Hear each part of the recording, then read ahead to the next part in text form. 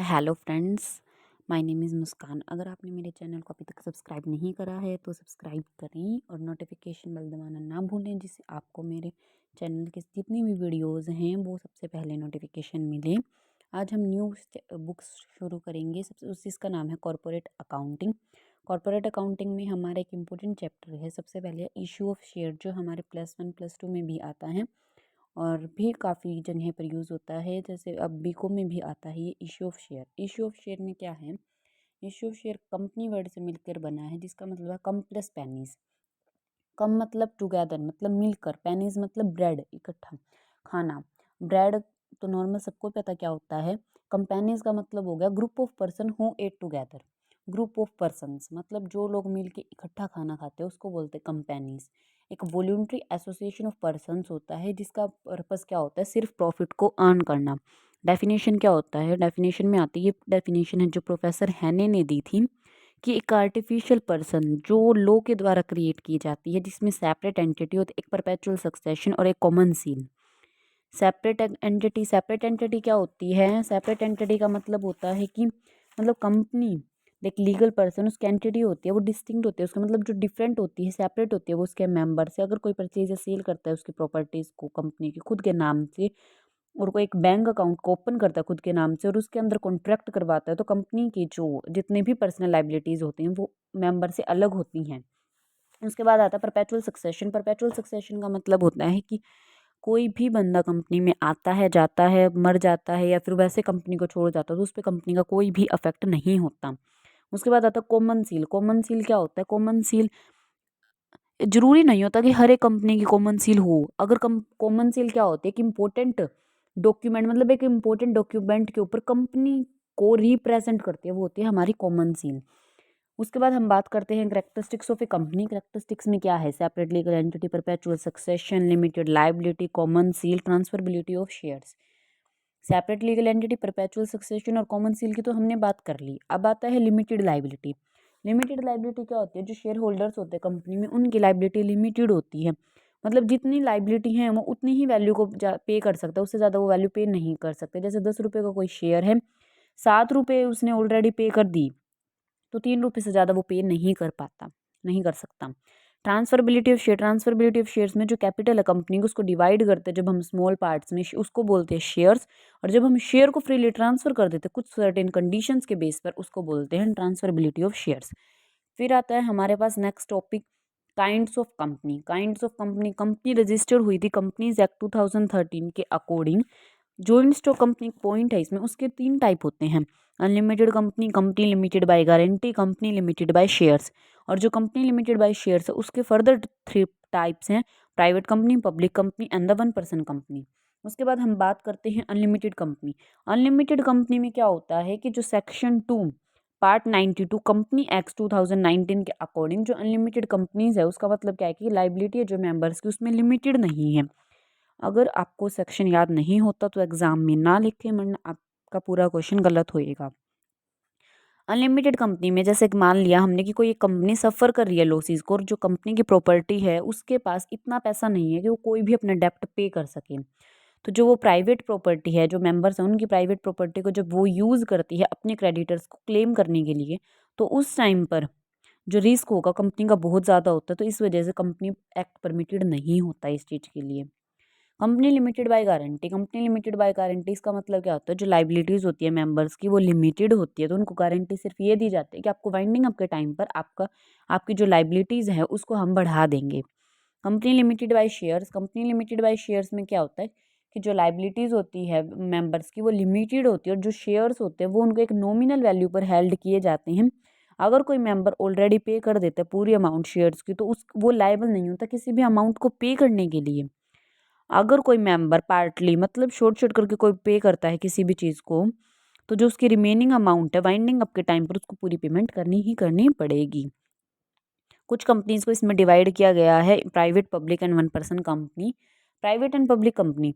Private company वो companies होती हैं सेक्शन 2 पार्ट 68 कंपनीज एक्ट 2013 के अकॉर्डिंग। प्राइवेट कंपनी वो कंपनी है जो कि आर्टिकल ऑफ एसोसिएशन से बनाई गई थी, मतलब मैंडेटरी होता है इसमें आर्टिकल ऑफ एसोसिएशन बनाना। इसमें हम अपने शेयर्स को ट्रांसफ़र नहीं कर सकते, ये हमारे पास राइट नहीं होता। और इसमें जो मेंबर्स होते हैं वो 200 लिमिट होती है, पास्ट हो या प्रेजेंट एम्प्लॉयज़ हो, टोटल मिला के 200 है, इससे ज़्यादा हम अपने एम्प्लॉयज़ नहीं कर सकते। और इसमें हम पब्लिक को इन्वाइट नहीं कर सकते, इसमें हम पब्लिक को इन्वाइट नहीं कर सकते, किसी भी शेयर्स को सब्सक्राइब करने के लिए पब्लिक को इन्वाइट नहीं किया जाता।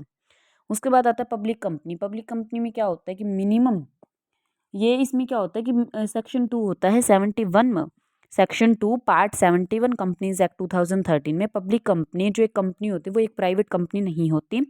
इसमें और क्या है, एक डिफरेंस दे रखा है कि प्राइवेट और पब्लिक कंपनी के बीच में डिफरेंस क्या होता है। प्राइवेट कंपनी में मिनिमम 2 मेंबर्स मैक्सिमम 200 होते हैं, पब्लिक कंपनी में मिनिमम 7 और मैक्सिमम की कोई भी लिमिट नहीं होती। प्राइवेट कंपनी में हम इनवाइट नहीं करते सब्सक्राइब करने के लिए शेयर्स को पब्लिक को, और पब्लिक कंपनी में हम इनवाइट करते पब्लिक को कि आओ हमारे शेयर्स को सब्सक्राइब करो, ले तुम। और प्राइवेट कंपनी में कोई भी रिस्ट्रिक्शंस, प्राइवेट कंपनी में रिस्ट्रिक्शंस होते हैं कि हम अपने शेयर्स को ट्रांसफ़र नहीं कर सकते, लेकिन पब्लिक कंपनी में ऐसा नहीं होता, कोई भी रिस्ट्रिक्शंस नहीं होती। प्राइवेट कंपनी में जो आर्टिकल ऑफ एसोसिएशन होता है वो सभी कंपनीज़ के लिए बनाना मैंडेटरी होता है, लेकिन पब्लिक कंपनी में क्या होता है कि आर्टिकल ऑफ एसोसिएशन नहीं बनाते, उसमें एक टेबल एफ शेड्यूल 1 के अकॉर्डिंग सभी प्रोविजंस उसमें दिए जाते हैं, जो कि कंपनीज एक्ट 2013 के अकॉर्डिंग उन्हें अप्लाई किया जाता है। इसमें एटलीस्ट 2 डायरेक्टर्स होते हैं और पब्लिक कंपनी में एटलीस्ट 3 डायरेक्टर्स होते हैं। जो प्राइवेट कंपनी है उसमें एक प्राइवेट लिमिटेड वर्ड लगाना हर कंपनी के एंड में कंपल्शन होता है, लेकिन जो पब्लिक कंपनी है उसमें सिर्फ लिमिटेड वर्ड लगाना जरूरी होता है। नेक्स्ट टॉपिक आता है 1% कंपनी। 1% कंपनी का मतलब क्या है कि जो एक प्राइवेट लिमिटेड कंपनी जिसमें सिर्फ एक ही पर्सन है वो भी उस कंपनी का मेंबर हो, और इस मतलब जितने भी नेचुरल पर्सन एक इंडियन सिटीजन है या कोई भी रेजिडेंट जो इंडिया में रहता है वो 1% कंपनी का मेंबर होना चाहिए। अगर वो 1% कंपनी का मेंबर कैसे होगा, मतलब ये नहीं है कि जैसे उसने 1% कंपनी को ज्वाइन करा और वो बाहर रहने लग गया तो वो 1% कंपनी का मेंबर नहीं माना जाता। अगर वो 182 डेज से इंडिया में कम रहता है तो नहीं माना जाता, अगर वो 182 डेज से ज़्यादा इंडिया में रहता है तो वो 1% कंपनी का मेंबर माना जाएगा। जो 1% कंपनी है वो सिर्फ एक ही बंदे के द्वारा, मतलब एक ही पर्सन के द्वारा बनाई जाती है। इसके जो पेड अप शेयर कैपिटल है वो 50 लाख से ज़्यादा नहीं हो सकती, और जो इसका एनुअल टर्नओवर है वो 2 करोड़ से ज़्यादा नहीं हो सकता। ओपीसी है जो मतलब 1% कंपनी है वो हमारी चैरिटेबल पर्पज़ के लिए नहीं होती, सिर्फ बिजनेस पर्पज़ के लिए होती है। बेनिफिट, इसमें कैश फ्लो स्टेटमेंट बनाना जरूरी नहीं होता, इसमें कुछ प्रोविजंस है जैसे जनरल मीटिंग से जो रिलेट करते हैं, प्रोग्जीज वगैरह, जो वो उसमें ओपीसी को अप्लाई नहीं किया जाता उस टाइम पे। नेक्स्ट आता है शेयर्स। शेयर्स क्या होता है, जो टोटल कैपिटल होती है कंपनी की जब हम उसको डिवाइड कर देते हैं स्मॉल पार्ट्स में उसको बोलते हैं हम शेयर्स। टोटल कैपिटल जैसे 50 लाख की है तो हमने 5 लाख यूनिट्स को 10 ईच कर दिया, मतलब 10 रुपये का एक शेयर है, उसको 5 लाख शेयर है तो 50 लाख की हमारी टोटल कैपिटल हो गई वो। उसके बाद नेचर ऑफ शेयर। नेचर क्या है शेयर्स का, मूवेबल है, ट्रांसफरेबल है, जो कि आर्टिकल ऑफ एसोसिएशन के द्वारा दिया गया था, और इसको हम ट्रीट करते हैं sales of goods act 1930। Types of share, shares के टाइप्स हैं preference shares, cumulative shares, preference और equity shares sorry. Preference shares में क्या होता है कि उनके पास ये राइट होता है कि वो कोई भी मतलब जो डिविडेंड है वो फिक्स रेट पर रिसीव कर सकते हैं, लेकिन जब तक वो इक्विटी शेयर की पेमेंट नहीं कर सकते उससे पहले वो कोई भी रिसीव कर सकते हैं डिविडेंड। और जब कंपनी बंद होती है तो उनके पास ये राइट होता है कि जो उनकी कैपिटल है वो इक्विटी शेयर से पहले अपनी कैपिटल को वापस ले सकती हैं।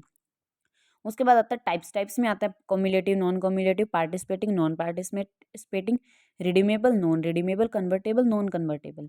सबसे पहले आता है cumulative preference shares. Cumulative preference shares में जितने भी ये शेयर्स होते हैं जिनके इनके फीचर्स होते हैं, जो बेनिफिट होते हैं, वो ऑर्डिनरी जो प्रेफरेंस शेयर्स हैं उनमें होते हैं। इसमें हम ज़्यादा से ज़्यादा डिविडेंड को पे करते हैं, जो इनकी पेमेंट होती है इक्विटी शेयर्स की जब कंपनी बंद होती है उस टाइम पर उनको करनी पड़ती है। नॉन कम्युलेटिव में जो होल्डर्स होते हैं शेयर्स की उसकी एक फिक्स्ड अमाउंट होती है डिविडेंड की, जो कि उनको प्रॉफिट में से देनी पड़ती है। उसके बाद क्या होता है, प्रॉफिट में से उसके अमाउंट को उन्हें देना पड़ता है। और जो इन कुछ टाइम पे क्या होता है कि कंपनी डिविडेंड को पे नहीं कर पाती, प्रेफरेंस शेयर्स के डिविडेंड को पे नहीं कर पाते, तो उस टाइम पे जो शेयर होल्डर्स है वो किसी भी क्लेम को नहीं ले सकते। शेयर होल्डर्स किसी भी क्लेम के लिए, मतलब किसी भी क्लेम को नहीं ले सकते, वो रिस्पॉन्सिबल नहीं होते। उसके बाद आता है participating, non participating. Participating main short में हम बोल सकते हैं जो पार्टिसिपेट करता है प्रॉफिट ऑफ कंपनी में, जो सरप्लस आता है उसमें जो पार्टिसिपेट करता है उसको बोलते हैं participating. Non participating share holder के रिसीव करते हैं फिक्स्ड डिविडेंड, लेकिन वो पार्टिसिपेट नहीं कर सकता एक्सेस प्रॉफिट के अंदर। रिडीमेबल, जो शेयर्स रिडीम हो जाते हैं expiry of fix period of time, एक फिक्स पीरियड के दौरान जो शेयर्स रिडीम हो जाते हैं उसको बोलते हैं। नॉन रिडीमेबल, जो प्रेफरेंस शेयर्स रिडीम नहीं होते लाइफ टाइम कंपनी में और रिफंड करते हैं उनको सिर्फ बाइंडिंग अप के ही टाइम पे। कन्वर्टेबल, जिन शेयर्स को हम कन्वर्ट कर सकते हैं एक्सपायरी पीरियड ऑफ टाइम में, और कन्वर्ट करने के बाद जो प्रेफरेंस शेयर्स होल्डर है उनके पास सारे इक्विटी शेयर होल्डर्स के राइट आ जाते हैं। उसके बाद आता है नॉन कन्वर्टेबल। नॉन कन्वर्टेबल में प्रेफरेंस जो शेयर्स है वो कन्वर्ट नहीं कर सकते इक्विटी शेयर्स में, जो बच जाते हैं प्रेफरेंस शेयर्स वो लाइफ टाइम कंपनी के माने जाते हैं। इक्विटी शेयर्स में क्या होता है कि जब प्रॉफिट बच जाता है कंपनी के अंदर उस टाइम पे हम सिर्फ पेमेंट करते हैं, लेकिन वो पेमेंट तब करी जाएगी डिविडेंड की जब हम प्रेफरेंस शेयर्स के डिविडेंड की पेमेंट कर लेंगे। उसके बाद जो हमारे पास प्रॉफिट बचता है उस पर हम इक्विटी शेयर्स को देते हैं और इसमें कोई भी फिक्स रेट नहीं होती। नेक्स्ट हमारे पास डिफरेंस आता है। डिफरेंस में क्या होता है, प्रेफरेंस शेयर्स पे हमारा एक फिक्स रेट होती है डिविडेंड की, लेकिन जो इक्विटी शेयर्स होती है उस पर फिक्स रेट नहीं होती। प्रेफरेंस में क्या होता है कि एरर ऑफ डिविडेंड, मतलब कि जब डिविडेंड पे करते हैं किसी भी साल तो एरर ऑफ डिविडेंड एक्यूमुलेट हो जाता है, मतलब इकट्ठा हो जाता है। लेकिन जो इक्विटी शेयर्स है उसमें एरर ऑफ डिविडेंड मतलब किसी भी चीज़ में एरियर्स है जो डिविडेंड का वो इकट्ठा नहीं होता। Preferential right as the to payment of dividend, इसका मतलब क्या है कि जो कंपनियां प्रेफरेंस शेयर्स हैं उनके पास राइट होता है कि वो रिसीव करते हैं डिविडेंड को इक्विटी शेयर के डिविडेंड की पेमेंट से पहले। इक्विटी शेयर्स में क्या होता है कि अगर उनके पास प्रॉफिट बच जाता है तो वो इक्विटी शेयर्स की पेमेंट मतलब अपनी डिविडेंड से अगर उनकी पेमेंट करने के बाद अगर कुछ पैसा बच जाए तो इक्विटी शेयर्स की पेमेंट कर देते हैं। Preferential share rights as the payment of capital, उनके पास राइट होता है कि वो अपनी कैपिटल को वापस ले सकते हैं माइनिंग अप के टाइम पर, लेकिन उससे पहले इक्विटी जो शेयर होल्डर्स है उनकी पेमेंट से पहले। लेकिन इक्विटी शेयर्स में क्या होता है कि ये जो कैपिटल है उसको पे करती है, लेकिन प्रेफरेंस शेयर होल्डर की पेमेंट करने के बाद। वोटिंग राइट नहीं होते प्रेफरेंस शेयर्स के पास, वोटिंग राइट नहीं होते, बल्कि इक्विटी शेयर होल्डर्स के पास वोटिंग राइट होती हैं। नेक्स्ट टॉपिक आता है हमारे पास शेयर कैपिटल। शेयर कैपिटल वो कैपिटल होती है जो कंपनी अपनी कैपिटल को बढ़ाने के लिए जब शेयर्स को इशू करती हैं उसको बोलते हैं शेयर कैपिटल। उसके लिए कंसोलिडेट मतलब एक इंपॉर्टेंट अकाउंट बनाया जाता है, एक सिंपल अकाउंट बनाया जाता है जिसको हम बोलते हैं शेयर कैपिटल अकाउंट। उसके बाद शेयर कैपिटल 3 टाइप की होती है, ऑथराइज्ड, रजिस्टर्ड, नॉमिनल, इशूड और सब्सक्राइब्ड।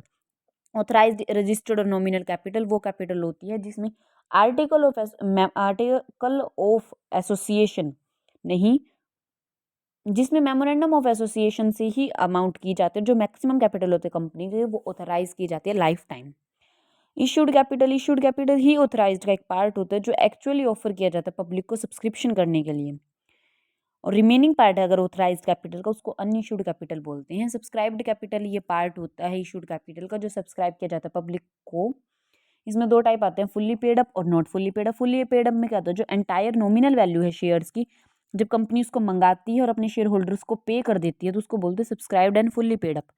उसके बाद आता है हमारे पास subscribed but not fully paid up. जो शेयर होल्डर्स है उनको कहते हैं कि subscribed but not fully paid up. जब कंपनी कोई भी अमाउंट मंगाती है, पूरी अमाउंट को, नॉमिनल वैल्यूज है जो शेयर्स की, जब उसको मंगाती है लेकिन शेयर होल्डर को उसका कुछ पार्ट वो नहीं देती, उसको बोलते हैं subscribe not fully paid up. और कुछ टाइम पे क्या होता है कंपनी कैपिटल ही नहीं मंगाती वो।